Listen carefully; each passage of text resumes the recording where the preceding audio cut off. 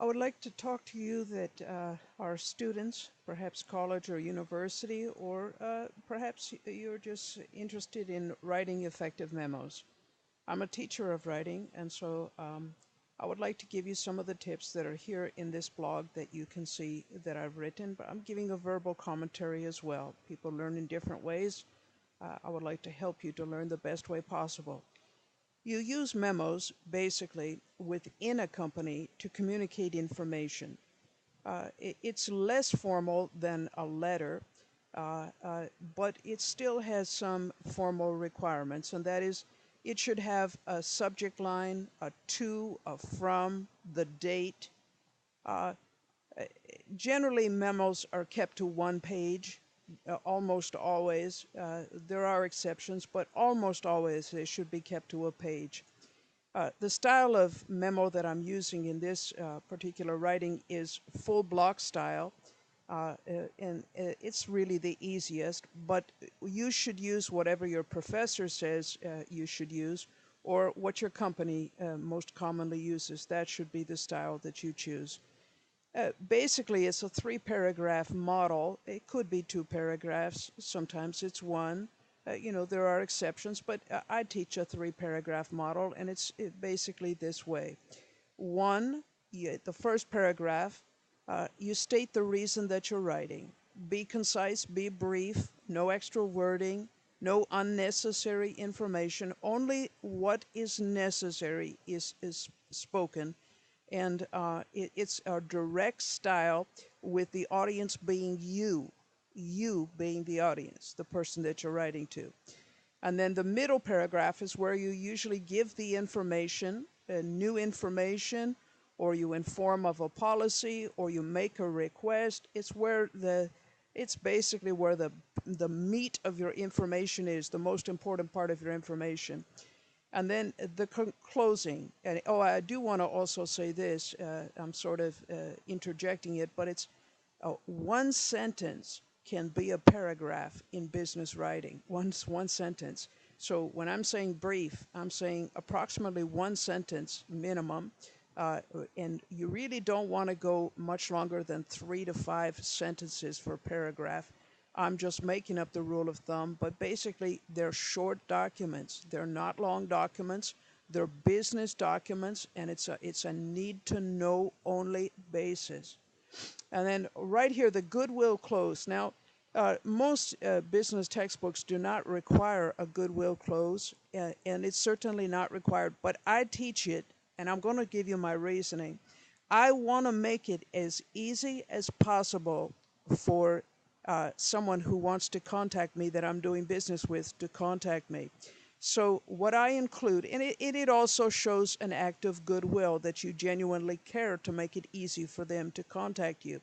So what I usually do is give some thanks, a goodwill close. You give thanks for any help that you've received from them, or thank them for considering your policy or your information. And then always give your contact information. You should always give your email address, and if it's in your workplace, it should be your workplace address. If you're a student, it should be your student email. You should be using your student email from the institution that you attend. That's sort of standard practice. You should not be using your Hotmail or your Google or your whatever. Certainly that's acceptable, but it's not acceptable if it's to a teacher. You should be using your academic email. Anyway, besides that, you should also give your phone number. And again, that's an act of goodwill. You're making it easy for them to contact you. And then towards the bottom of this, you give your reference initials. So I'm going to scroll down the page here, and I have a sample memo. It's on the blog. You can read more details, but here is a sample memo. At the top, you have the word memorandum. You might see the word memo. It's a little less formal, but it's usually in the center of the page. And then you type the person's name that you're writing to under the to line, right next to it, not under it, but the side of it. And then from, and you give your name and your department. If you're a student, you give your student number always, and the class that you're in. The date, you put here business formal, requires the day of the week. For instance, today is Wednesday, the month, the date, and the year. That's business formal, and that's what you should be using for proper business practice. This is not an informal document. This is a business document that you would send if you were a student to your teacher, or if you were actually in a business to your employer or to people that you work with, your colleagues. The subject, you put the subject of your memo there. Ours is sample memo. What you see, this funny looking writing that looks like Latin, those of you who might be Latin scholars, it's not. What it is, it's called placeholder text, and all it does is basically hold your place to show you, hey, this is where you would actually type your information. So what we have here, it just shows you this is how you would do it. And you'll see it's full block style, everything lined up with a left margin. That's what full block style means. And so state the reason you're writing. Probably one sentence would be sufficient. The middle paragraph here, this is where you would put your information, your announcement, or your request.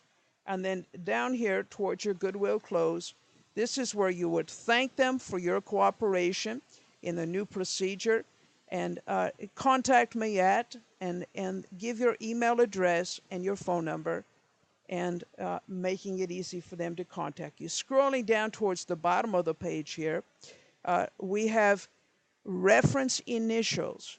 My initials are CL, Chris Legible, right? My first name is Chris, so it's a C. My last name is Legible, so it's an L. So you should put your reference initials.